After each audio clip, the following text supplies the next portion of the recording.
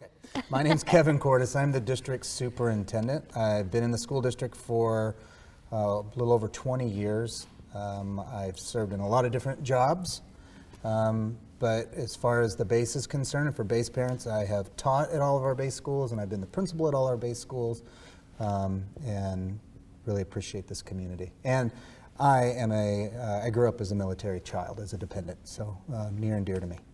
I'm Trevor Walker. I am the assistant superintendent. I've been with the district for over 11 years now.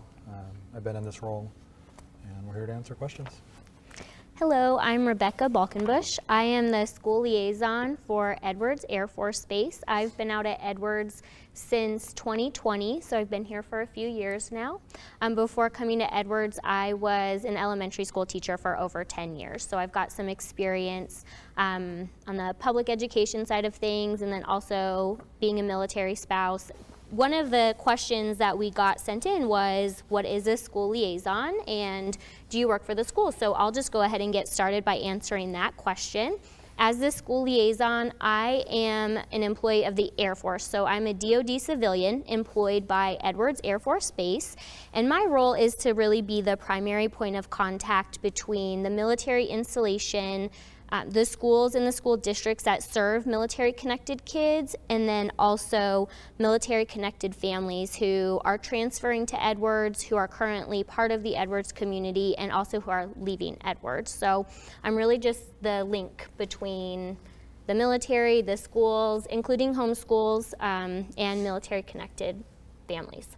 Okay, so we will just go ahead and get started. One of the most common questions that I get as the school liaison from parents is, how can I be involved with my child's school? So let's start talking about volunteering. Okay. What is the process to get approved as a volunteer, and where can parents go to find the paperwork and everything they would need to just get started with that process? So the easiest way is to go online. So go onto the district website, muroc.k12.ca.us. You're going to go under district information, and there is a Muroc volunteer program. If for some reason the filling out online is something you don't want to do, you also can go to your school site, pick up the volunteer paperwork, and process it that way. To be a volunteer at the school, all you're going to have to do is do fingerprints and the TB test. TB test. Those are the two things that are required to be on school grounds. The other requirements, I know there was some confusion there. The other requirements are for coaches and other volunteer positions that are a bit more comprehensive. And so once a parent is approved, they've gone through the process, they've completed their paperwork, and they're approved. How do they know they're approved? They will get notified. So that was brought up. So the district office is the one that processes it. So you will get, through that process, we collect, I believe, an email or a phone. You'll get notified that your fingerprints have cleared, and as long as you've submitted your TB test that shows that you're clear of TB, then we'll notify you you're free to volunteer. We notify the school and the person at the same time, so the school will know. And there's no need to renew it as long as you're here. Mm-hmm. So if you were to PCS and then come back, we would need you to renew it. At that point, but year to year, if you're still here at Edwards, you can just continue to volunteer. Great. And then how can parents expect to find out about volunteer opportunities? So they're approved, the school knows, they know, and now what? How can they start volunteering in the building? That's going to be a communication with the principal. So every principal, obviously every site has a little bit different needs. Bailey Elementary versus Boron High School, what those sites want and see and do as volunteers is going to be a lot different. Fantastic. And the other thing I would add to that, Rebecca, kind of like you are a teacher, you taught for many years. So we will get spouses or parents that come in and they want to volunteer. Depending on their background, we may adjust what our needs are. So I would suggest, please share with us a little bit about yourself too, what your interests are, what your background is, and we'll marry ourselves together and do good things for kids. Now, if you do have a teaching credential, we would much rather pay you to be a sub for us. Yeah. So we are in need of substitute teachers. So if you already have a teaching credential from any state, please come and substitute for us instead, and we'll pay you to show up and be in this in the classrooms rather than coming here and helping for free. On that note, if a parent listening to this is interested in subbing for the district, how could they go about doing that? So all jobs for the district, not just teaching jobs, are on edjoin.org. edjoin.org. You look up our school district, and then all current postings are there. So whether you want to be a custodian to a teacher, a permanent teacher, all district positions are posted on the district EdJoin page. So go there, sign up. Same for classified. So maybe you don't have a teaching credential, or you do and you just decided, I would rather be a custodian. You can even be a sub, so the sub applications are there, so you don't have to work every day. But all the permanent positions and sub positions are on that page. Wonderful, thank you. And so back to parent involvement. Outside of volunteering directly in the school, another way parents seek involvement is through a PTO. So the schools on base don't have a PTO, and so we've received a lot of questions about it, so I think this is a perfect opportunity to talk about it. So the first question is, why don't the schools have a PTO? The single most important reason for that is to combine all of our resources and communicate in a single forum. So in the past, what we've had is we've had a number of different groups doing different things, not always communicating with themselves or with the school. So in an effort to consolidate that, as well as handle a few other issues such as tax ID, for example. So a PTA wants to be a not-for-profit. Unless you want to pay, I think it's a few $100s or maybe even $600 a year to be an LLC, that tax ID for the not-profit is attached to a person. Here on Edwards, people tend to come and go. So what happens is you end up with a bank account and an organization in the name of someone that's not here. And we've had this several times now, where we have a PTO or PTA where people have come in, but they never got the reins handed over to them, or they haven't gone and changed tax ID statuses. And then you have this issue where you have funds that can't be accessed. You have the IRS that, instead of just ignoring you, is now coming after you for fees and penalties. And once you finally unlock the account, you are now paying IRS fees and penalties with the money that was supposed to go to students. So instead, we have we called them a school site council originally. A couple have been rebranded. I think we now have Mustang Meetings, Bailey Business. One thing that comes up, so we use the structure of a school site council because district-wide, some of our schools do need an actual school site council. Here on base, they don't receive the funding that triggers that need. However, in a way to be uniform across the district, we're using a similar structure. Those meetings are also where certain documents go through for review from the public. So one of the documents we have is the Local Control Accountability Plan, LCAP. That LCAP goes through those councils. So it is brought to them for review. They can look it over as part of our parent engagement piece. So please come to those meetings and participate. Everyone there can have a voice. You can talk. It's not like a board meeting, which is a little more structured. You know, a district board meeting is very structured. The public's there and can comment, but they can't be active. That's not how these meetings are. These are a meeting where you can converse. Okay, fantastic, because my next question was, what alternatives are offered to a formal PTO? So it sounds like you covered that. With that being said, how do you expect that these meetings will be advertised, and when do the meetings take place? So they will be advertised on the school sites. And I believe they also go out in the various, every school has a different format. Some have like a weekly call that goes out, newsletters. I think Branch actually started a newsletter too that's going to go out. It'll be digital. My expectation is those will be held monthly. So at a minimum, every month they will get together. But yeah, the information specifically for the sites will be found on the website, and they'll be generated by the site principal. Okay, They'll and build so if that a schedule. parent is wondering when a specific meeting is, they can reach out to the site principal? Straight to the site, yeah. Okay. And ideally, the meetings take place on the same day and time of each month, correct? Like Bailey Business is the first Monday of every month That's at what you want. 7:45. The goal is to try and be consistent. Obviously, holidays, Things other come up. things, nudge it around. Yep, okay. And then one of the questions we received is, how are these parent meetings similar to a PTO, and how are they different from a PTO? This group will have money to operate on, so they can fundraise. And what we do is, instead of it going into a private personal account owned by a person, so like it's not Trevor's bank account that is now attached to a group. It is held in the county treasury. The district manages those funds, but all the fundraising, the site collects the money. It comes to the district. It's deposited at the county. And then they can issue checks through our actual normal district processes. So the district has a normal way we pay stuff. All it is now the district is acting as the bank effectively for that group, but they can fundraise, they can do teacher appreciation, they can go on a field trip, they can do all the things that those groups normally do. So they have a voice, they can fundraise, they can spend money, but otherwise the goal is to really provide, for the most part, all the same benefits that a PTO or PTA has, just in a different format, a different venue with a different name. We're kind of putting school site councils and the idea of a PTO in the same room. So like Trevor was saying, we have people that work for the school district, like the principals, and they have a leadership team. They are working to do good things for kids. We have parents that are very interested in doing good things for kids. So under this format, it just combines all of the people that care about kids that want to do good things. They'll meet regularly. It'll be structurally, it will look the same. What we'll do is we'll remove the kind of the burden of that financial piece, and that'll also help with bridging and making things more consistent. And so putting everybody in the same room in this capacity, we feel is really going to be the best thing for everybody. For kids, we want parent involvement. And I know there are some that are concerned, and maybe we have looked at times like we didn't want it. That is not the case. COVID made us reset everything when it came to how do we interact, who do we allow into schools. That's gone now. We're well beyond that point. We can have volunteers, and we want volunteers, and we want parent input and support. We just want to make sure that we're all kind of rowing together, if that makes sense.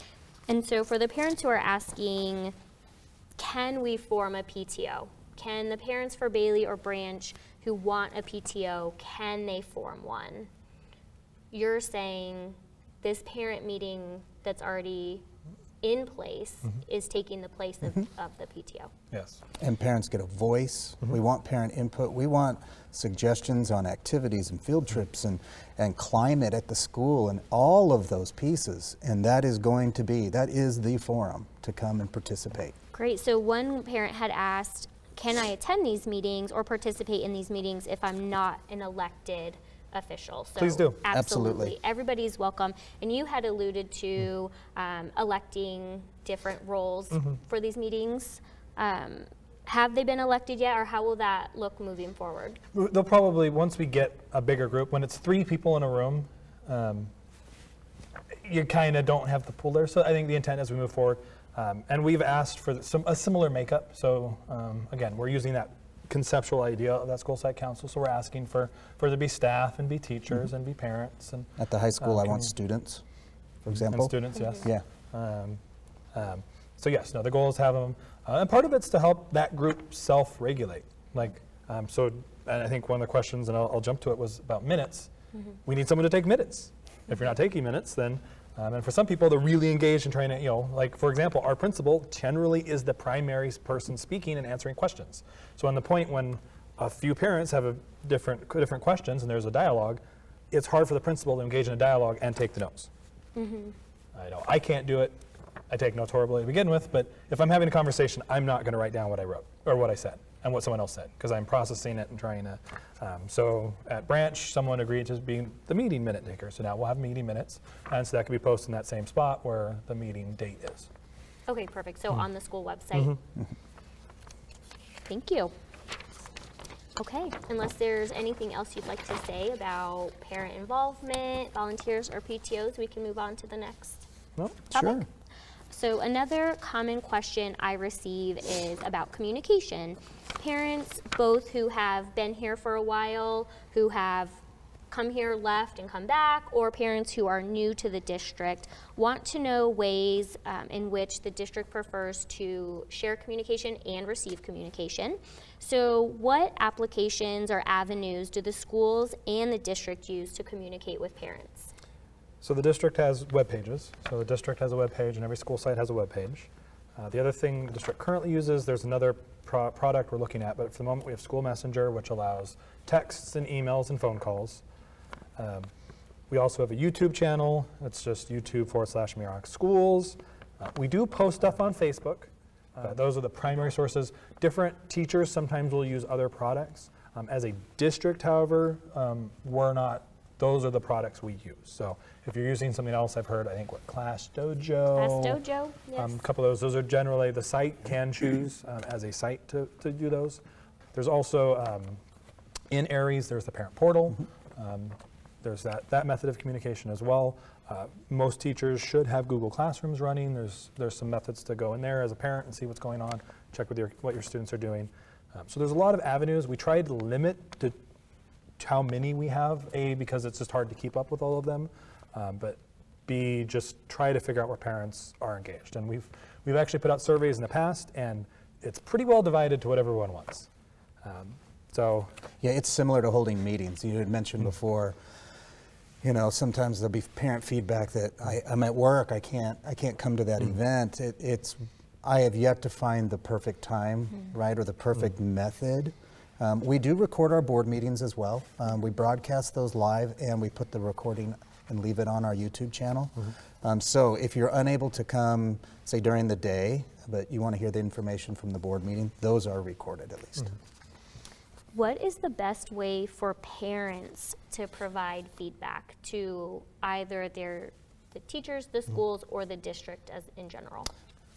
I always say this: bring up the concern with the person you have the concern about. So usually it's a classroom, most times it's a classroom issue.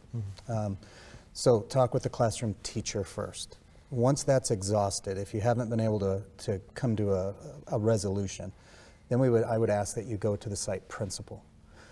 After you've exhausted that, if you still don't know, or you still aren't comfortable with where you've landed on this, then I would tell them to please just reach out to me. You can call the district office, and my secretary's extension is 221. I've given out my cell phone number so many times, but I will do it again, 760-250-3210. I've yet to have anybody who has abused that, but if you have a question, concern, and you've exhausted those avenues and you would like to talk and set something up, feel free to reach out to me directly if you need to, if you're having trouble. I'd ask you to go through my secretary first so that she can get on the calendar, but if all else fails, by all means, just call me. I've always got that thing on me. Now, I do this because of spam calls, so just a heads up. I have that little feature turned on that says if I don't recognize a number, it goes to voicemail, so just please leave a voicemail, and then I'll make sure that number is one that I'll let through in the future. And then a quick clarification, it's 1221 is the extension. Oh yeah, 1221, thank you.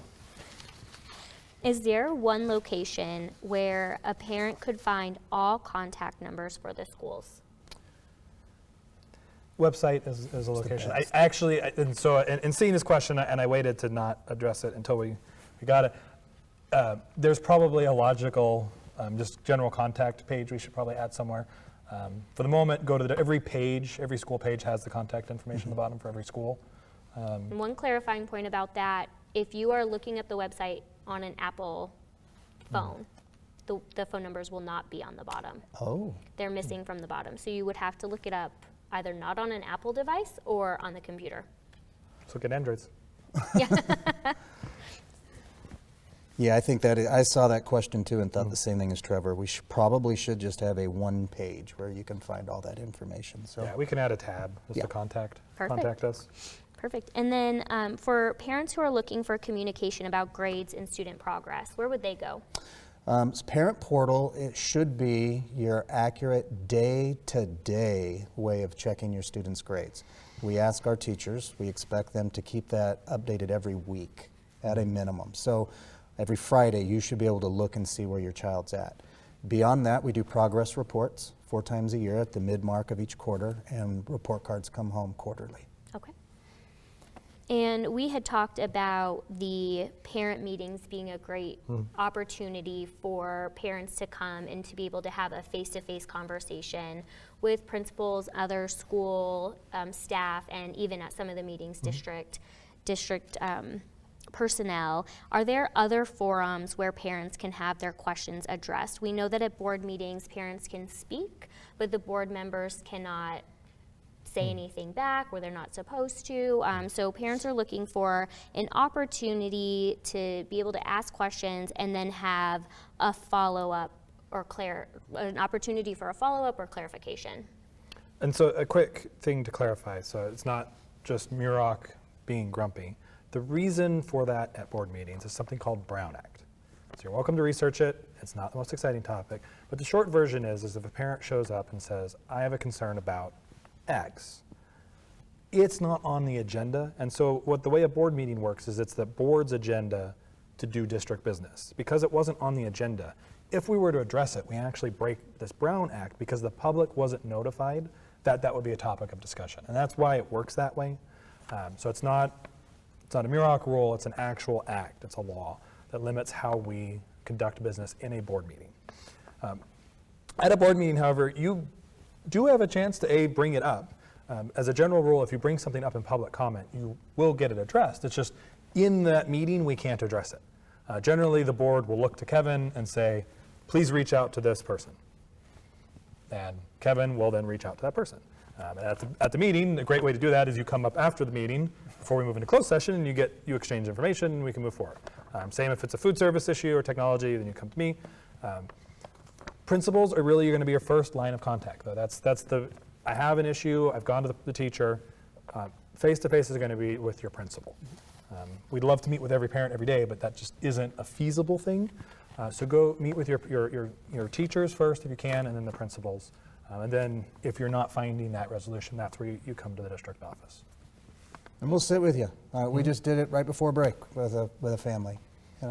Those that really want to speak with us and get an answer to questions or concerns, they follow that method of work through those steps, and I've yet to see it fail. And actually, usually they get things taken care of quicker than just sitting on it and wishing that there was something different. Talk with us, please. We'd love to fix a problem. When I was a principal, I would come across this all the time, where somebody has a concern, they've had a concern, they've been dealing with an issue, they didn't know if they should bring it up, they didn't know how to bring it up. It festers. Now it's become a real annoyance. And by the time it comes out, my response to them is, my goodness, I wouldn't have put up with this either if only I had known. So we just don't know what we don't know sometimes. Feel free to share with us what that might be so that we can get it fixed. And we have had, because it specifically talks about recorded town halls, we've had in-person town halls. We do address questions there too. But sometimes you don't necessarily want the recorded town hall to be having conversation about, say, Johnny used a bad word today at school. As a parent, you might not want to do that as a forum, and then we find that very often where they don't necessarily want to have that conversation in that large public forum either. And so that's where the closed-door principal's office is the perfect venue to have that conversation. Yep. And if parents are interested, a few have already reached out to me with interest about having a live parent forum. That is absolutely something we will schedule for the future. Maybe quarterly we can come together and invite parents for a live forum. Yeah. Okay, let's change the subject a little bit and move on to talk about enrollment. We have a lot of different types of families who are interested in attending Muroc. So we've got families, military families who live on base. Okay. We have got military families who live off base, but then we've also got a situation at Edwards where we have a lot of DoD civilians and contractors who don't live on base but work on base and would like their kids to go to school here.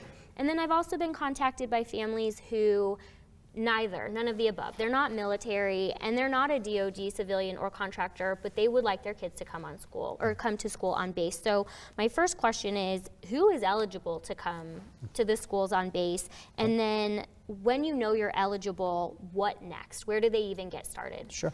There's three main ways that you can attend a school district in California. Either one, you live within the boundaries of the district. Two, you have a parent or guardian that works within the boundaries of the district, and we have a lot of those. There's our DoD civilians. That's called residency based on employment. And the third one is what's called a true inter-district transfer, where the school district that you physically reside in, where legally your child is supposed to attend, coordinates and negotiates with the other school district. In this case, it would be us. They must, by law, they must release the student and say, we're willing to let them attend at this district that they neither live in nor have any parents or guardians working in. They just want to go there for other reasons. And then we accept them. We take a look at their record and we can accept them or not. We have a small handful. There's always a concern. Over the years, I've always seen this concern that there's a large contingency of people that have no base affiliation and they're messing everything up. Now, that's the concern, right? That they're the one that they're going to do things on the campus no one wants to have done or say things they don't want to have said. The beautiful thing about a true interdistrict transfer is up until until the June of their 16th year, being a 16-year-old in June. Prior to that point, we can revoke the interdistrict transfer if they violate the contract. And the contract is very, very specific and doesn't give any leniency for them at all. It talks about you must maintain a certain percentage for attendance, grades, no behavior issues. So technically speaking, if somebody on a true interdistrict transfer were to do something that another student would maybe be suspended for, they may be suspended, they might even lose the opportunity to attend school here anymore. We hold that a very hard line on that. So a number of people, though, come here through that residency based on employment. All we need to know is you come to the school site or call the school and say, I would like my child to attend the school. Tell us what your circumstance is, and they'll let you know what paperwork they need to verify that type of information. So if you're going to do residency based on employment, just need some proof that you're employed on the base, pay stub or something like that, right? If you say, I live on Edwards, all right, that's cool. Just give me a piece of mail, right, that shows your address, and we'll work through that. If it's a true interdistrict, then I will let you know right now. You would need to go to that home school district and back. But for our audience listening today, that really shouldn't apply. Every one of us, we have attachment to the installation. And so just for regular enrollment, so let's just say we have a family PCSing to Edwards. They know they're going to live on base and want to attend the base schools. Where do they go first? Online. So the easiest way is, we use a software system, a student information system called ARIES. There is an ARIES portal for the district, and that will let you get most of the forms and paperwork filled out. Okay. That's the easiest way. So online is going to be the easiest way. That way you don't have to show up, you don't have to call. It's all digital. You'll get, I think, about 95, 99% of the way there. There's obviously last few verification steps, but it's the easiest way when you're coming from out of state, especially or out of the area, especially if it's over summer. Schools do close over the summer, so that's the way to start that process. Okay. Sometimes people are concerned about, how do I enroll over the summer then? What do I do? That's why we went to online enrollment. You can get almost all of that completed there. And then we do open the offices a couple weeks before school starts. Yep. We publicize on our webpage, and in front of the school, they'll put up some information about when we do enrollment. They usually will condense that to certain parts of the day so that they can dedicate to the parents themselves, but they still have to get the school ready to get open and running. So they'll put that information out there. Yeah, and if you know you're coming early, so May or early June, reach out to the schools then. We have enrollment days. Yeah. We start that process. So if you already know you're coming, you're PCSing in, you can start that process early. But again, in July, so July is kind of our dark month. If you've gone through, done all that stuff online, don't panic that you haven't heard anything. Just the schools are actually closed. That's just how schools are. So schools close down, they're closed in July. Your stuff's there, it's going to get processed. Really, I think it's really that first week of August, the school sites come back up, the offices are staffed again. At that point, you can follow up if you're worried. But July, yeah, it's going to be quiet because there's literally not people there. And having said all of that, I don't have the summer off. I'm a 12-month employee, so I am here to help families who move in the summer. I know our summers are a heavy PCS season, and so my office is always open. If a family PCS is over the summer and they have questions or they need anything answered, please feel free to contact me, and I can absolutely help give information to anybody who comes when the schools might be closed. Yeah. And we do have people come to the district office. We'll happily talk to you in the summer, but we don't enroll you. So if you end up getting me or some of the staff, we'll walk through, make sure we can help and guide you. But at a certain point, the site is the one that enrolls. The district office does not enroll. So we can only help you out so much. So if you need some feedback or comfort, we're happy to give that. But the final enrollment process will be at the site. It won't be at the district office. And what about a family who moves here mid-year, but they're still looking for housing. Sometimes housing on Edwards, there can be a long wait, or housing outside of Edwards can be tricky to coordinate. So a family comes and they know they're going to land here, but they don't have a house yet. So they would technically fall into residency based on employment. Okay. So, yeah, I apologize. We do not have a bus run that goes, to all of the communities. We can't afford to do that. So it does require parents bringing their child back and forth, or a high school student old enough to drive back and forth. Yeah, and if you have a unique case, that's when you call and to speak to the principal. I have this, here's this unique thing happening, part of my family's coming this day, but I'm not, or I'm here. When we have those things, especially when it comes to like semester breaks, we're gonna be in this school for 3 days, but then we're here and we're coming to Edwards, talk to the principal. That's where the principal can, on those unique case-by-case basis, can work with you, and we can try and coordinate something. Yeah. We can't, they're all very unique generally, so we can't give like, here's a template, but. I know the most common thing that I see is families who know they're going to be staying at TLF until they get their house on base. And so one thing that the schools do is you can use your TLF address as proof of residency can. until you're offered your house. So if you're moving here and you're going to be in TLF, that's fine. You'll just put TLF as your address, and then you'll provide your room key that has the address on the envelope. And the school will take that as your proof of residency until you're in your home, and then you can switch proofs of residency. Yeah, you can also show us your military ID, and that right there that seals it all up. Is there a way for a family to receive a tour of the school or possibly meet their child's teacher before their first day? Tours are easy. I used to give tours. I think I gave them almost every day at some points during the school year when I was the principal.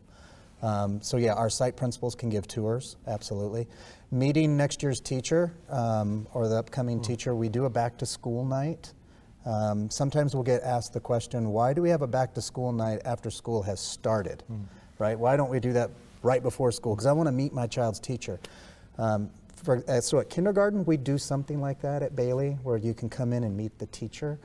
The reason that we don't do that on large scale is we haven't in the past. We have contracts with our teachers. Their first day is the day before school starts, and there's a lot that's happening on that day, and adding a back to school night wouldn't really help us to get ready to support kids the next day.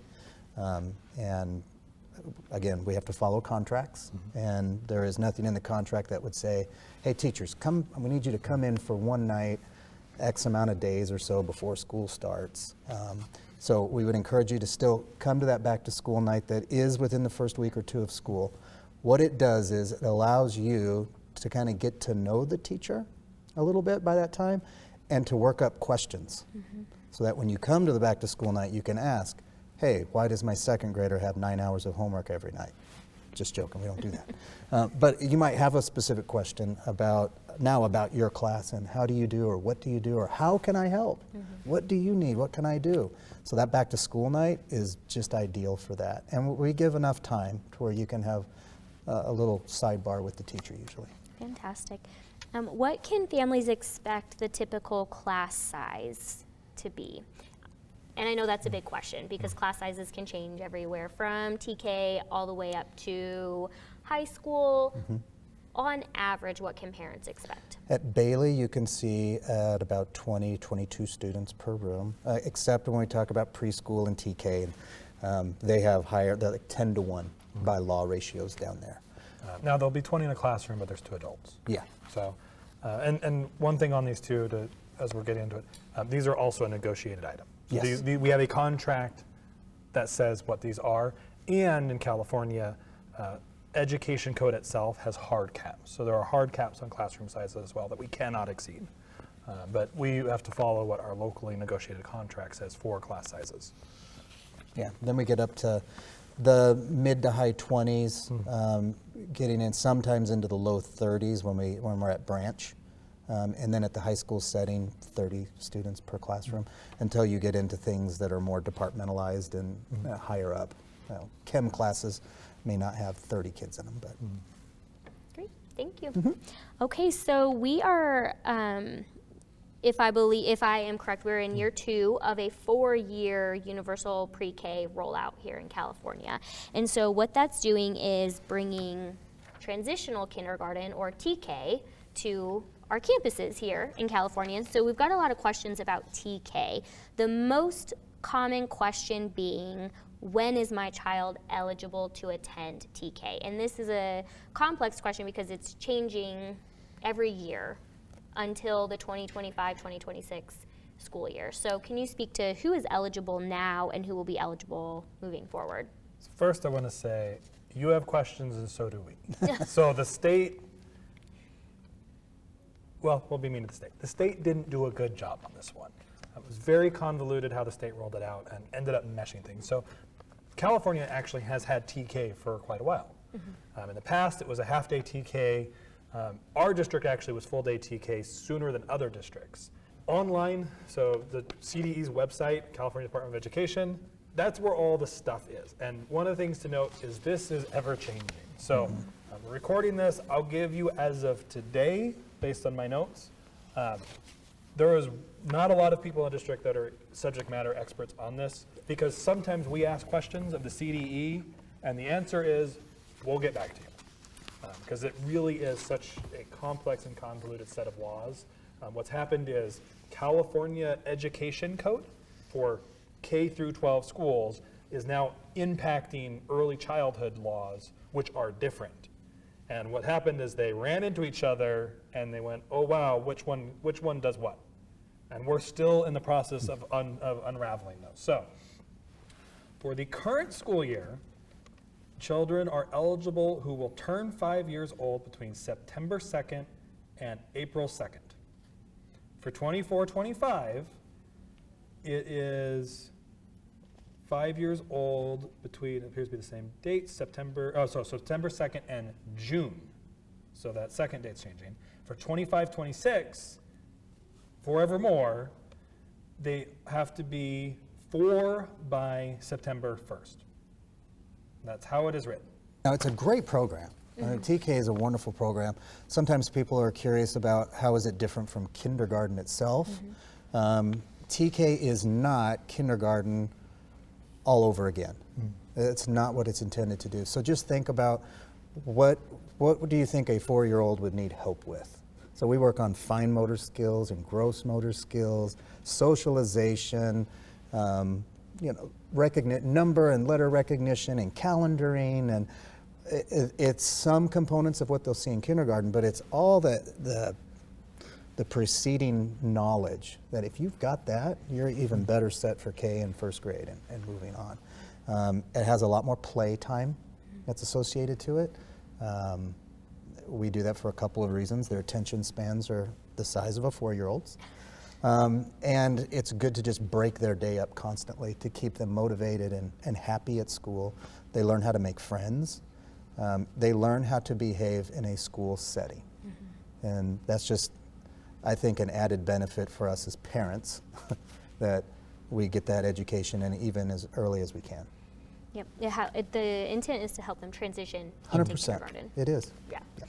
And so we had one parent ask for children that are currently at the CDC, because we know the CDC provides a preschool classroom for children 3 to 5. And now with TK, children as young as 4 can be going to Bailey Elementary School. And so for children that currently attend the CDC, what does their day look like once they go to TK? And I can speak to this. So if a child is enrolled at the CDC and they go to TK, the CDC does offer wraparound care, so before and after school care for those children.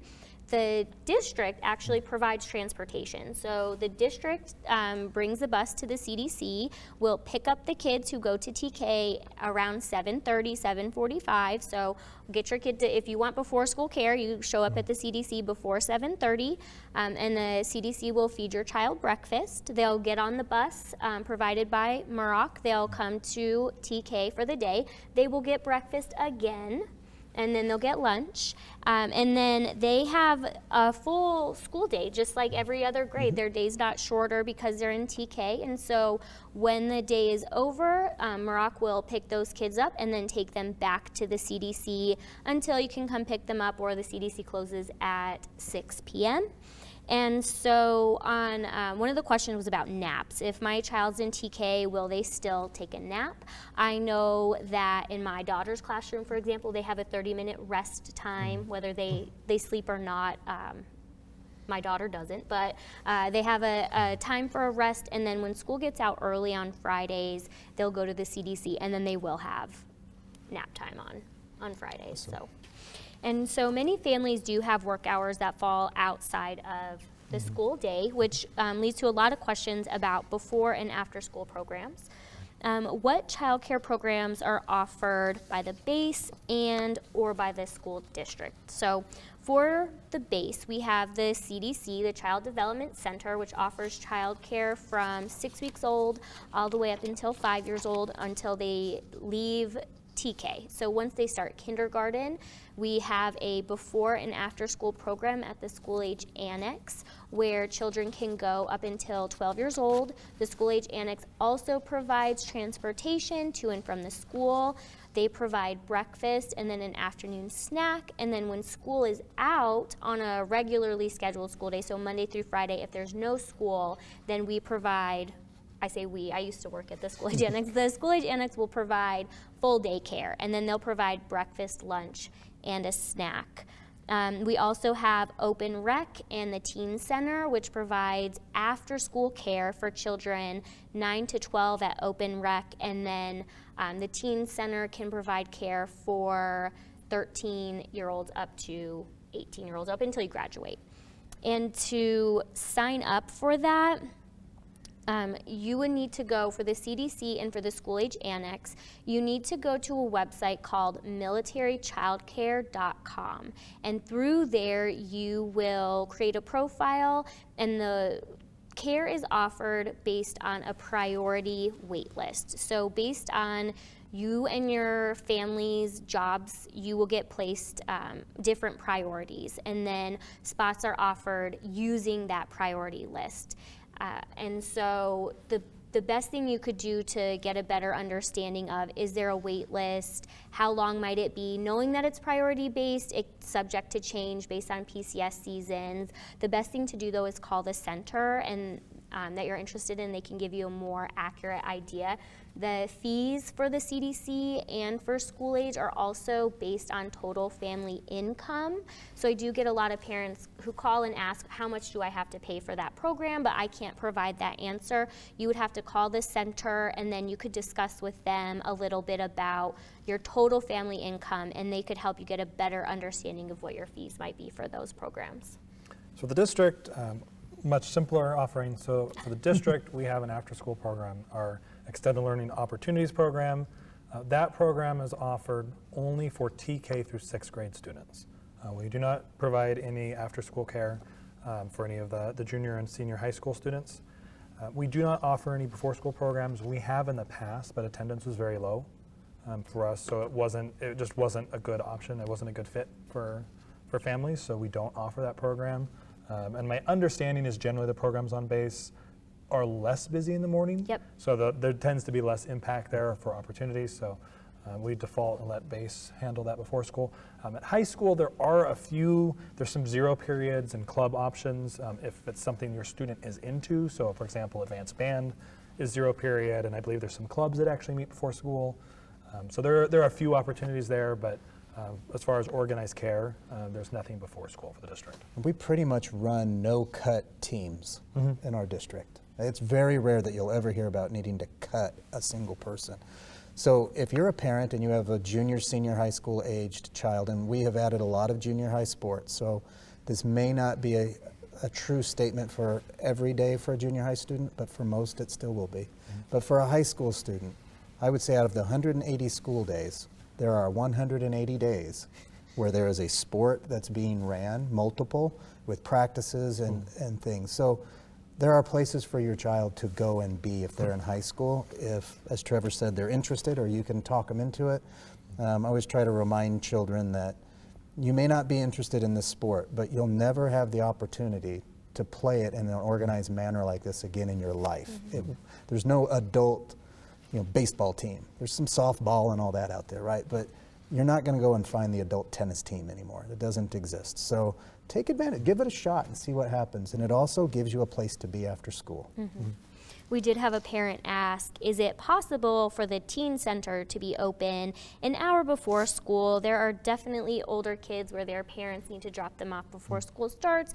And we know, it can get really cold here in the desert. And so they asked if the teen center can be open. Unfortunately, I can't give a direct answer to that yet, but what I can say is that child and youth programs is willing to put out a survey to the parents just to gauge need and who would take advantage of that. And if we get a response that shows that there's a heavy need in our community to open up one of our centers in the morning for older kids, then we can start working with base leadership to see that become an available option for the community.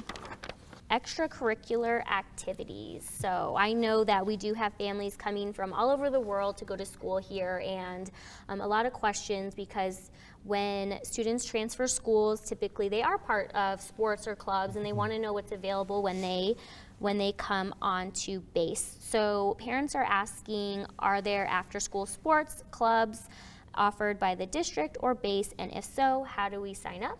And so Edwards Air Force Base has youth programs, and underneath youth programs there is youth sports.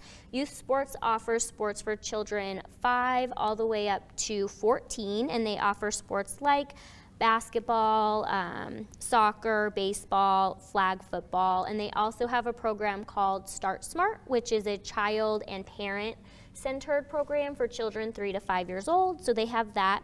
Youth programs also has instructional classes where you can sign your child up for gymnastics or music lessons. Sometimes we have dance available. It depends on who in the community is around to teach those classes. And so if you're interested in knowing what youth programs has or how to sign up, you can call the Youth Center at 661-275-5437 or 275-KIDS. And they can help you sign up. You will need what's called a CYP BMS account. And so once you have a CYP BMS account, that's where you can go in and you can see all of the different sports or instructional classes that are being offered, and the Youth Center will help you create that. So district, we already talked on sports. So sport offerings really depend on coaches.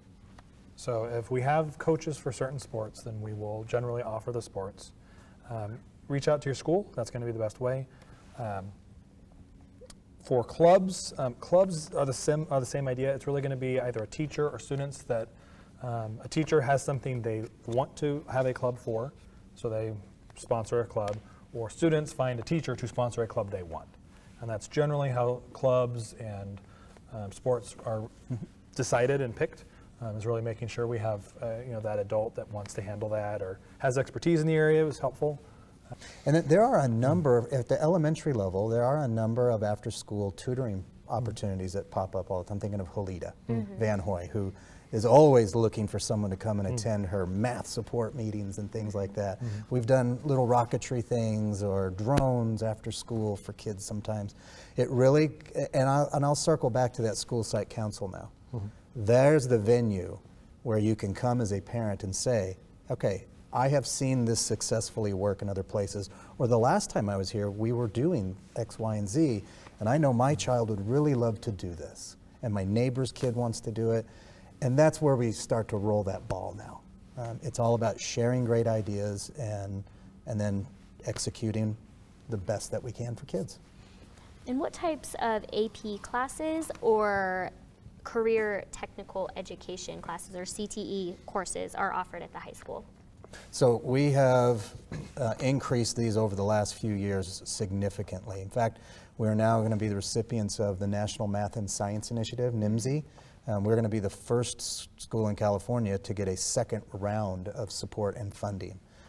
That is in direct support of AP classes. So although I can't rattle them all off, the course listings can be found on the website. Call the school, I would say, and talk to the guidance counselors to that office, especially specific for your child. So we have AP courses all through sciences and maths, Englishes. We partner up with Saracoso College to have dual enrollment classes. And then for CTE, we are filming in a giant CTE room right now. This entire facility is for children. And it's meant for them to go up in the rafters, to adjust the lights, to touch all the electronics. So we have CTE programs that are geared in that area. We have a airframe and power plant program that is second to none in the nation right now. We've partnered with Northrop Grumman to ensure that the kids that go through that program are going to enter the employment pipeline and be steps and steps and steps ahead of other people that didn't get this opportunity. Insofar as they came and interviewed students last year and gave tentative job offers at the end of last year to students to go work for them. We're the first high school in the nation that had aerospace come to a comprehensive school site. Not a technical high school, but a comprehensive, a standard high school, and interview kids. We're very pleased with that program. And then we did get a few questions about specials. And so parents want to know more about, do the schools offer formal art, language, music, physical education classes? And if so, starting at what age? And then to follow up on that, is it possible to incorporate those specials classes into the elementary school curriculum? So I'm an elementary school teacher. In California, all elementary school teachers are trained in visual and performing arts. So they are music teachers and art teachers and PE teachers.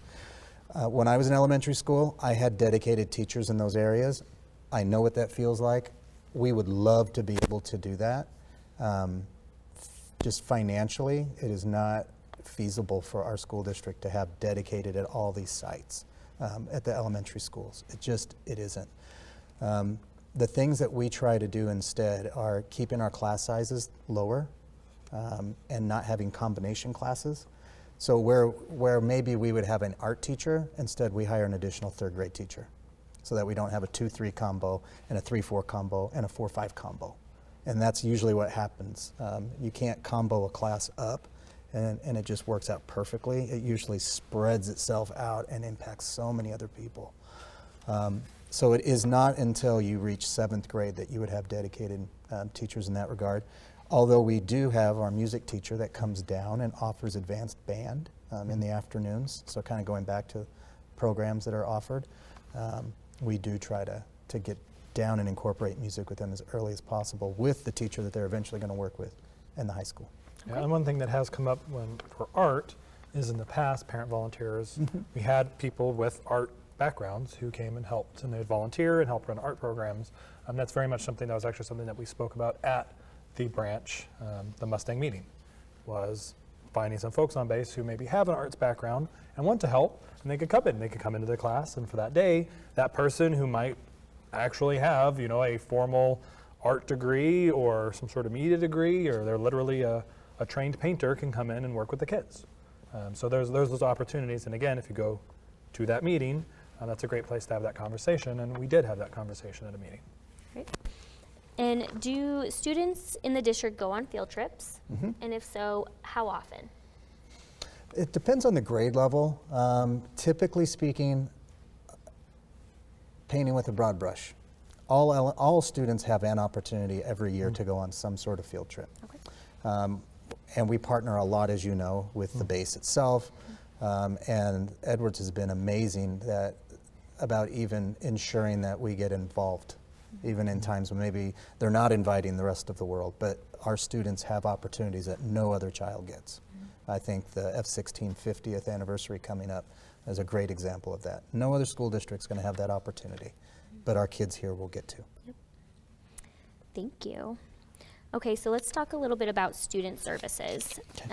For parents asking, is there a gifted program? If so, what ages and how can my students qualify?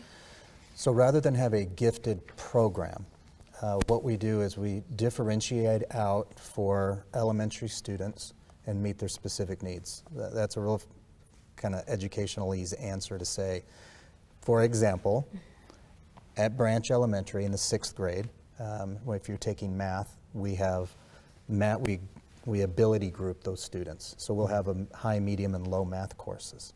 And you'll leave your teacher and go to some other teacher during the day. So in that regard, we have that. There have been times we do have a board policy for advancing in a grade level. So sometimes someone will, feel like their child is ready to advance and maybe skip a grade. There's some very specific language on that. You must be here for X amount of time. You have to make the request early in the year. But we have done that in the past, where we have bumped kids, and we'll talk with the parent about what the impacts are down the road. Just making sure everyone understands that a 15 or 16-year-old senior, it can be a difficult thing for the child down the road when their peers are driving cars and doing all sorts of other things that they don't get to. So we also have done things in the past like, say you have a 2nd grade student who's reading at a 5th grade level. Well, we can help introduce some language arts material that's at a grade level or so higher while they're still in that grade level. So it's a really long-winded way to say, if you're in that situation, talk to your site principal and explain what it is that you feel is going on, and let's see how we can help you. It is a very nuanced and very individualistic thing. And is there a special needs program? Extensively. Yeah, and so basically it's a continuum of support. So we have school psychologists, we have MFTs, we have social workers, and with Partner with the Base, we have MFLAGs. And there's a spectrum. So it comes from very basic interventions where there's nothing to moving into more advanced interventions. When it comes to all of these programs, it's always your goal is to do the very minimum to help the student succeed. You don't want to provide more support than's needed. You want the student to be as successful as they can. So you're always going to see that continuum of doing a little bit, and was it enough? Doing a little bit more, was it enough? And the answer is yes, you stop. You don't continue on. But there's a lot. We could spend the next 2 hours talking about the variety of programs and tests and this and that, interventions that are offered. So for parents that have students in special education and speak some of the language, we offer mild, moderate special education for students from preschool. We have 3-year-olds all the way up to, I believe it's when you're 21 turning 22, and we can keep you to that length if necessary. We have mild, moderate for all those grade levels, and we have moderate, severe. In fact, our students that are mod, severe in high school get transported over. We do door-to-door transportation for those students. They go over to Boron High School, and one of the main things we do with that particular student group is we built a mock home over there out of a couple of classrooms. So when you walk through the door, it doesn't look like the science lab it used to be. It looks like a 3-bedroom home. All the walls are just shorter so that you can see over the top. There's beds and a fully functional kitchen and laundry room and a back door that leads out to the backyard where their garden can be grown. And we teach life skills. We take them out into the community, teach them how to grocery shop, how to look someone in the eye and have a back and forth conversation sometimes. We could do that with, I think, every high school student. But we work extensively with our special needs populations. We have all the supports that a person could really want. And I know that the district offers speech services. What age does a child need to be to start receiving those services, and how does a child qualify? Usually you're talking about, it depends on what the speech is. It is very normal for kids to flip letters, for example. It's not dyslexia necessarily. The R's, it's very common up to a certain age. So I would say talk with your teacher and ask, hey, do you think this is this an issue? Should we get some speech services? You can always request testing and we'll run the test. But if you talk with the teacher first, we can usually give you an idea as far as, well, that's age appropriate or not. They should be speaking that way. So there's not really a youngest age or a highest age, but it does depend on what the speech patterns are you're concerned about. My wife and I have 6 kids. 3 of them have gone through speech, and our youngest son is in speech right now for the R's. He's in 4th grade, and he started in the 2nd grade. I know I've worked with a few families who attend the CDC, and they've got a 3-year-old, and while they're not enrolled in the school, is that family eligible? They can. Okay. A 3-year-old can get speech services. I would say, again, reach out to the site. They will get you to the right people to talk to, and we'll talk with you one-on-one and get you the help.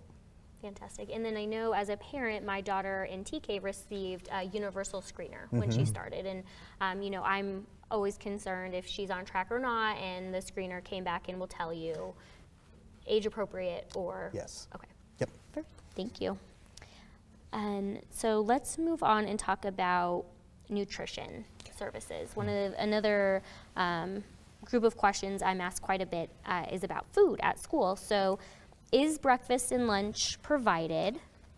And currently the food that's provided at the school, parents are not paying for. They receive it for free. So will it be free moving forward? And where does that free and reduced lunch application come in? So yes, so we actually provide three opportunities for some sustenance. So there is a breakfast, there is lunch, and then for students that attend our after-school programs, they get a snack. That is a snack. It's not like a meal. You're not getting dinner. There's no roast beef. It's going to be veggies and a yogurt or things of that nature. As of this moment, there's a couple of conflicting things. So again, we're in California, so California does some interesting stuff. So the core program was the USDA, U.S. Department of Agriculture, meal program, free and reduced meals. So in the past, you would apply utilizing their metric, and based on income and household size, or if you were part of a special program, you would then be bracketed. You would be free, reduced, or full pay. California decided to override that system and say all students shall eat for free. Now, a quick caveat, the second and third time they eat in a day, the same meal doesn't count. It's not free. So we actually have had to come a few times. So every student is provided one free breakfast and free lunch. And if they're in the after-school program, a free snack. So if they want a second one, that costs. Or if they want something a la carte, that costs. So a bag of chips doesn't count. And so one of the things that's very important to understand is to qualify for that free meal, the meal itself must qualify as a reimbursable meal through the U.S. Department of Agriculture. So that means they're going to have certain items. For example, they always have to have a fruit and vegetable. If a kid doesn't want a fruit and vegetable and refuses, mom and dad's going to have to pay for that meal if they still get it because it didn't count. We can't get reimbursed. It doesn't count. Now, California, in doing this, created a really difficult issue for school districts, and all districts are fighting this. So parents will say, if I get free meals no matter what, why am I going to do the free meal application? Well, California funds schools based on that application. So a student who qualifies as reduced or free based on that USD application generates funding for the schools. So everyone still needs to fill that out because it determines funding. It actually determines a lot of supports the district can get. It can determine, especially when you're going to high school, do you get free AP tests? Do you get free SATs? There's a lot more that comes with those programs, but every household should be filling them out. Especially on Edwards, on base, the housing allowance doesn't count as income. So that home, it makes a lot of families to tip in, and that provides more support for the district. So we really ask everyone to fill out that form, go through the process. It's not very hard. It is online. You fill it out, and you're done. It's not a hard process. If, again, you really love paper, you're welcome to come in. You can get a printed fill application. It's a little bit longer because you have to fill it out. You have to give it back to the office. It comes to the district office to be processed. Then we will notify you of the status in a letter. So it's the slow, old process, but you're welcome to do that as well. But every household, we really ask you fill that out. It is very frustrating that California has created a disincentive system to say that one of the things that helps and one of the things that drives funding are now kind of on opposite ends. So we're really relying on just asking. So please fill it out. But yes, all students at this moment are free. Just to clarify, because you said a meal, and my dad hat was on, and I was thinking, is that a meal a day, or is that a meal each of those? A meal per service, so a breakfast. And a lunch, And if okay. you have 5 kids, Yeah. every kid gets their own breakfast, their own lunch, and if they're in an after-school program, own snack. Okay. Thank you. All right, so we had a few questions about the back to school time of year. You have already talked about back to school night and why it is when it is, and then also if it's possible to meet the teacher before school starts and teacher contracts having them come back right when school's starting. The next most common question that I get is, when will school supply lists be posted? Where will school supply lists be posted? Or how will I know what my child will need to bring for their first day of school? All right. Military brat here. Went to school all over the nation. Understand this, and have lived all over. Most places in the United States, schools require you to come with certain items, right? Your child needs to have a box of crayons and a pair of scissors and whatever that is. And sometimes they'll even say, you know, a monetary amount needs to be. So I remember taking a check when I was in elementary. Every year I'd take a check into the school because it was a requirement. In California, every child must receive what's called a free and appropriate public education, which means if we require it, we must supply it. So you do not need to bring anything at all. Having said that, everyone always wants to help in and participate, and I don't know a teacher, especially at the elementary grade levels, that would turn it down. So they're normally going to be posted. We do that back to school night. That back to school night, a lot of our elementary teachers will put up items that they wish that they had. I would say not everyone needs to buy 10 boxes of Kleenex to send in, because when we do that, we multiply that by the number of students in the classroom, and then we have a storage problem. There is just not enough space to store all of that. So I would say they'll be posted usually then. Sometimes the teacher might send a letter home, you know, most elementary, because this is not usually a high school thing, this is usually elementary. They'll send a letter home that first day introducing themselves, and in that they may say, here's some things if you want to donate to the classroom, here's some items. That's usually where you're going to find those. I would say talk with your child's teacher, and if you want to bring something in, ask them, what do you need? Because that would be much more helpful than just everybody bringing in 10 boxes of Kleenex. It's awesome, it's wonderful, but the teacher, better example would be the pack of 50 Sharpie markers from Costco. We've had those show up before. We really don't want Sharpie markers in the hands of 6-year-olds, and we definitely don't need 50, and we don't need at times so many parents. Sure. So. And so as far as a supply list, there won't be one posted No. from the district, because the district supplies We supply it all. the materials required for learning. We do. And then as far as backpacks or water bottles, families are responsible for bringing those items that are personal Yes. to the child. We're not a school district that requires clear see-through backpacks or anything like that. We don't have those behavior issues that necessitate that. Great. Okay, and so for new families coming in general, where can they go if they would like to know district's policy on a specific topic? Our website, you can go to the district's webpage and look where, parent information, I think it's under there. You can find the board policies. Okay. And you'll find the administrative regulations, that tells you how you do what you do. So the board policy just says what you'll do, and it's in a lot of legal language. If you want to see what does that mean, at the bottom there'll be a hyperlink for the administrative regulation. It'll say AR and it'll have some numbers. Click on that, and then that'll put it into speak that's more normalized, and you go, okay, now I see what they're saying. And some of the more specific questions about policy that we get is, what do students do on bad weather days? They're rare here, but we do get rainy days or days that are below 32 degrees. So on inclement weather days, we work out, depending on site to site, it's a little bit different in age group. We give them places indoors where they can take that break, and we still actively monitor them. Our multi-purpose rooms, the cafeterias are great places for that. Sometimes it's classrooms themselves or a gymnasium. Like you said, there's very few of those. We will get questions about wind all the time. And I have seen little kids rolling through the desert almost like tumbleweeds. Not literally, but you see some strong winds out here sometimes. We play in the wind. Kind of like if you're in Minot, I think you play in the snow. It's the conditions of where we live. If we were to call windy days inclement weather days, our children would never get to go outside and play either. So It has to be very, very windy, like wind advisory, stuff blowing down, us being worried about that before we keep them in for wind. But for rain, for extremely cold weather. But other than that, I would say pack your child. If it's cold, put a coat on them, right? If it's hot, then make sure that they've got appropriate clothing for that as well. Yeah. And sometimes we will, for heat, there are occasions where we will close the blacktop areas down, for example. We'll stay on grass. All of our playground equipment has the soft fall stuff now, so it's not like they're going to land onto hot wood chips or into asphalt or concrete.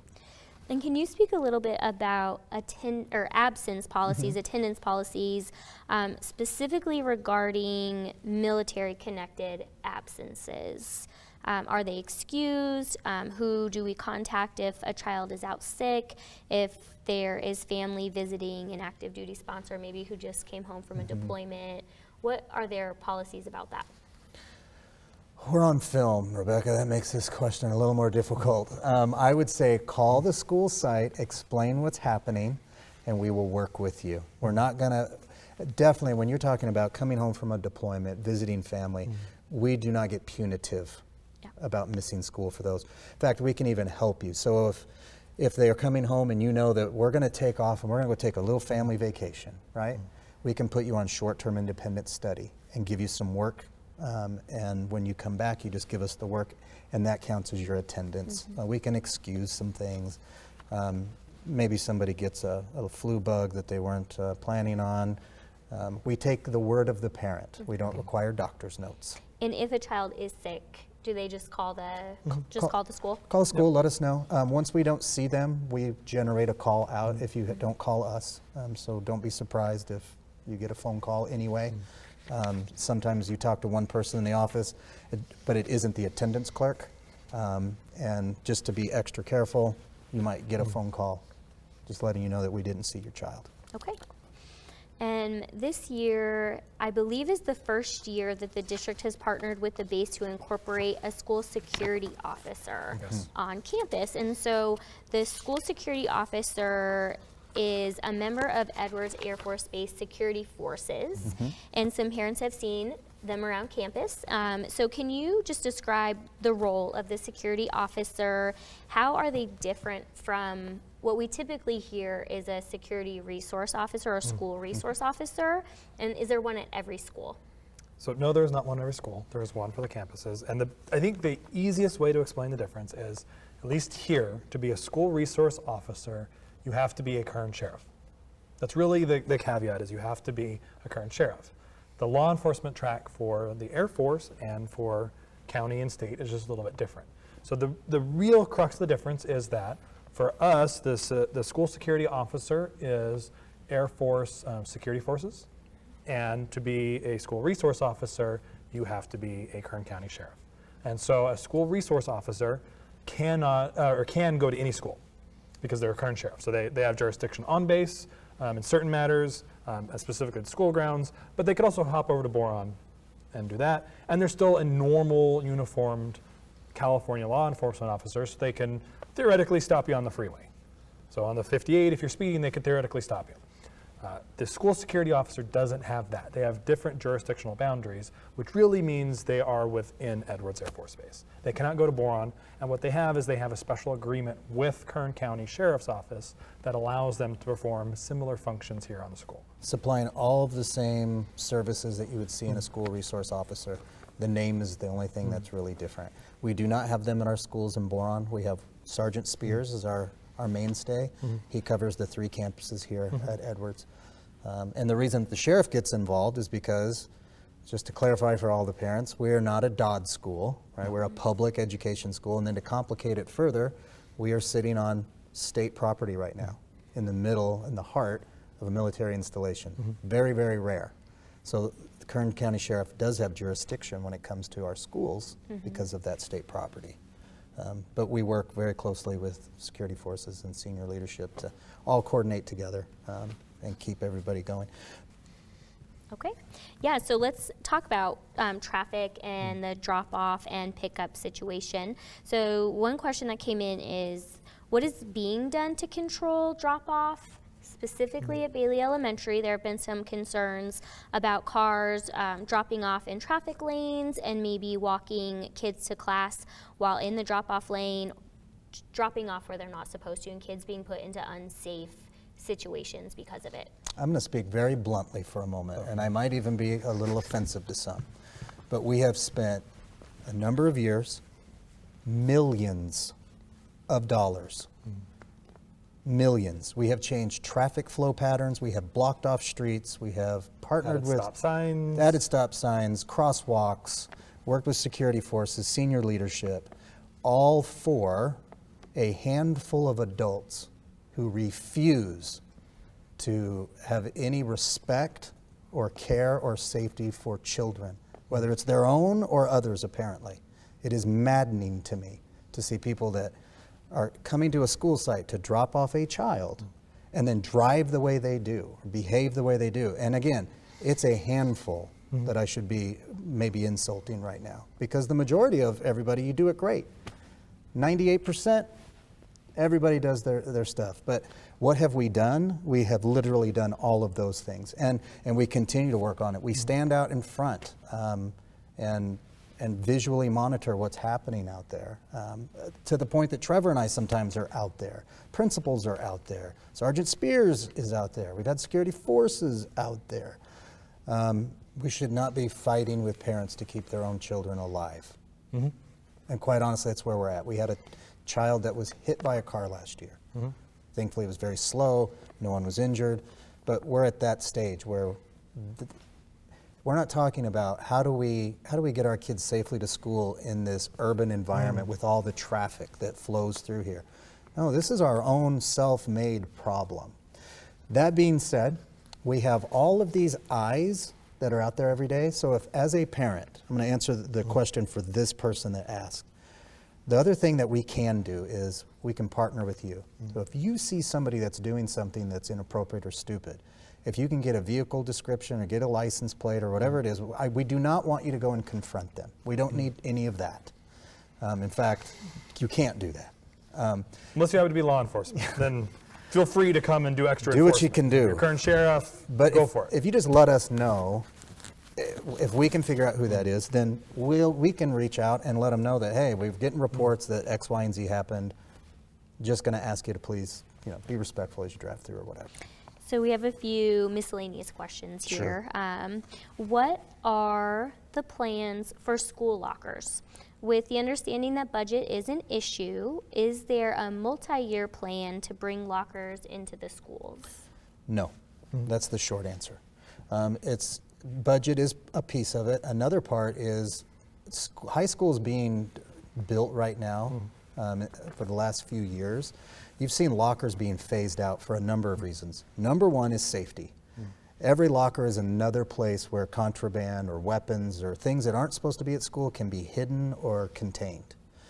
So in the event that we would have to search the campus because of an issue, that just absolutely complicates it to a factor that is not worth discussing. The other thing is, we're in the 21st century. We have Chromebooks. We're at 1-to-1 with Chromebooks. As we do new adoptions in our textbooks, we're going more and more to digital textbooks. For those that are still in paper copy, we keep a paper copy of textbooks in every classroom, so that the child that gets checked out a book only has to carry them home once, first day of school, and leave them at home. And there'll be a textbook in your class. If that textbook's required, if it's not already digital. And then at the end of the year, we just need you to bring those books back to us. But there are no plans. It wasn't designed to have lockers. And a third piece to that, it comes down to a maintenance issue. So high schools in California, a lot of times the lockers are outside. Deserts were like that forever. That's an absolute nightmare to clean, and black widows love those little lockers too. So there's some safety pieces to that, and just it's a changing of times. When we were in high school, lockers were very common, completely understand. But that was a bit ago, and schools have changed and evolved, and education is adapting. Okay. Now to speak to some instances where you had mentioned this earlier, the district needs substitute teachers. And so one of the questions is, if a teacher is unable to come to work, parents are noticing that the classroom is being split up. And so one classroom might be split up into multiple groups that will then go into different classrooms. Can you explain why this is happening, and is it disruptive to the classrooms? It is disruptive to an extent, and teacher to teacher, that will be different. Some teachers, it doesn't impact that day one bit at all. For others, it might to some degree. The reason that we split those classes up is because we don't have a very robust substitute pool that we can draw from. The reason for that is, again, I would much rather have a third grade teacher. And so now I hire maybe that substitute, that stalwart substitute, and that's honestly what we do all the time. To come in and to take that new third grade spot rather than create 2 or 3 combination classes and still have a sub that's out there on the books. Just as far as the amount of total disruption, this is the easiest path that we have. Although we do everything we can to keep that from happening. So on a day when a class gets split, just know that we have exhausted calling all the subs. And we've also exhausted calling other sites to say, hey, do you have somebody over there that we could use? High school students, what'll happen over there is we buy out your prep. You take your one period that you normally have off to do your preparation time, and you get paid to go substitute somebody's class and to cover it. That means the kids all stay together, everything seems pretty normal, it kind of flows a little bit better, but at elementary school it splits. So what we'll do at high school, elementary will say, oh no, I need a second grade substitute teacher today and we don't have anybody. They'll call the desert. Can you period sub that instead? Could you have the existing staff just cover that and send me your substitute teacher you have? And that's what we will do. We'll do everything we can to make sure that the elementary schools have all the subs they can get. Thinking about some of the issues affecting on-base schools, is one of the root causes limited funding? And if so, what avenues does the community have to increase funding for the schools?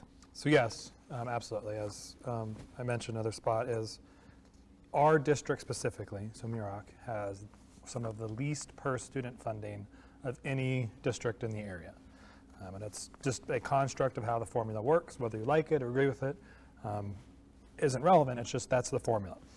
To give an example, so of our core funding, so the funding that pays for the teachers and librarians and textbooks and everything you see, sports, all the general core programs, that comes from our local control funding formula. For our district, that's about $20 million. If our demographics were similar to all of our surrounding districts, we would be more like $24 to $25 million in funding. So do the math, that's a huge change in funding for the district. 25% increase in funding if we simply had the same demographics as our surrounding districts. So it puts us at a grave disadvantage for things. So for example, we'll talk substitute teachers. How can you compete with another district that gets 25% more funding? Teacher pay, how do you compete with a district that gets 25% more funding? And not only do we get less funding, we are much more restricted in what we can do with some of the special funding we do get because of our district. So where a certain district might be able to use it universally to change something, for our district, we can't. Now, things you can do, going to legislature helps. Here in Edwards, a lot of folks have residency in other states, so it makes it a little harder, you don't vote here. A couple things you can do. One, impact aid cards. I think we'll hit on it, but we'll just start right now and talk. One thing we receive, so here on Edwards does one unique thing in that it does not generate taxes. The federal government gets to say, I don't pay taxes. So it means the Edwards Air Force Base, which by all accounts is probably one of the most powerful economic institutions for, potentially in hundreds of miles, and arguably even in California, because of just the sheer amount of funding and stuff that happens here, does not generate property tax, and all the folks that here do not generate income tax. So the district does not receive any sort of taxes because of Edwards. To offset that, the federal government, and this is a federal program, has federal impact aid. That impact aid is those cards we send out. It's a different color every year. We usually every year have some folks that refuse to fill them out. I don't know why. They're bothered, whatever. All you do by saying, I don't want to fill this thing out, is you're hurting the students by saying, I want to cut funding. So we talked a little bit earlier as well as about being on base helps us more. So the way federal impact aid works, we receive as a district the most funding from the federal government for a military family who lives on the installation. The funding drops significantly if they live off the installation. Now, obviously, you can't come build a house here on Edwards and just go about your business that way. I think they get grumpy if you try that, so we don't recommend that. But filling out the impact aid card means that if you do qualify for funding, we get it, and that helps us immensely. The other thing is filling out the free and reduced applications. Both of those generate additional funding for the district, and actually one other thing parents can do. So the first caveat is if there's a good reason, don't. But one thing we have seen in this last year is we have seen the amount of students showing up every day goes down. So another thing California does is California funds on what's called average daily attendance. Easiest way to think about it is if a student shows up every day, we have 180 student days.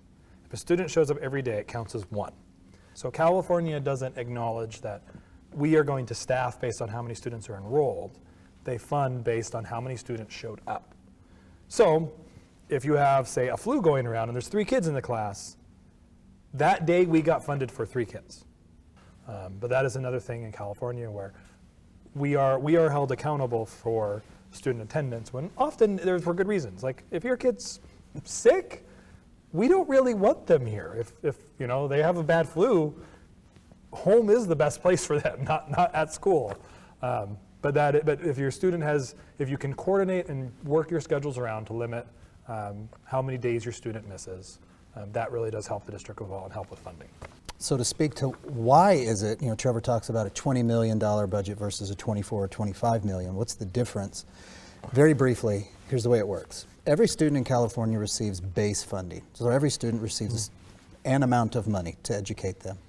Then California looks at 3 specific student groups. They look at homeless, students that are either homeless or in the foster care system. They look at students who are low socioeconomic. And the way that they determine that is based on the free and reduced cards for free and reduced lunch. So it circles back to if you don't fill those out because, well, I'm getting a free lunch anyway, so why should I fill out this card? Because there's funding that's attached to it potentially. And then the third group are English learners, anyone learning the English language. About 75% of our student population resides here or attends school at Edwards Air Force Base. Boron itself, its demographics mirror the surrounding school districts. If that was the school district, then that's how that would look. But because students here that attend at Edwards, typically, they have families, they live above the poverty line, and they speak English. There is no additional funding that comes in. So California looks at those 3 groups and they say for every one of those kids, we're going to give you an extra hunk of money. Then, if your school district has 55% or more are in those 3 categories, we give you another huge hunk of money for each one of those. So, because we don't have those students, we do not receive any of that extra specialized funding at all, and we have to do it all for much less. It's called an unduplicated count, those student groups. Our surrounding districts run in the 90%. We run in the 30%.